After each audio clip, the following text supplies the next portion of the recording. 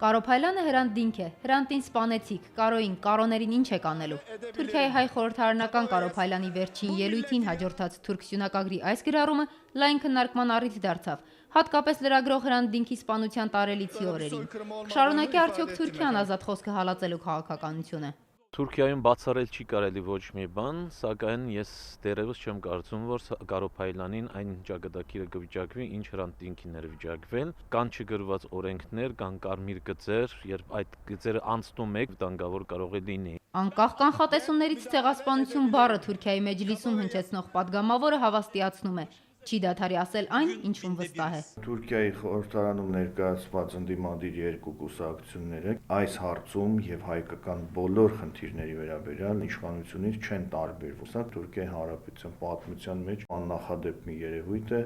եւ Կարո Փայլյանի այս համարձակությունը իհարկե նաեւ պետք է արժանանա թուրքական այլամերժ պետության համապատասխան վերաբերմունքին։ Հայտնի ելույթից հետո թուրք խորհրդարանականների վայնասունը ոչ էլ առաջիկա 3 նիստին ձայնի իրավունքից զրկվելը Փայլյանին չեն վախեցրել։ Թուրքական մեծ միություն ազգայնական կուսակցությունն անգամ դատական հայց է ներկայացրել նրա դեմ, ժողովրդի մեջ իբր քեն եւ ատելություն սերմանելու համար, падգամավորական մանդատից եւ քաղաքացիությունից զրկելու պահանջով։ Քաղաքացիությունից չեմ կարծում, որ իրեն զրկեն, մանդատից չեն զրկի, սակայն գվերացնեն իր անձեռնխելիությունը։ Մանդատով թե առանց դրա, Սերժ Թանկյանի համար Կարո Փայլյանն իրական հերոս է։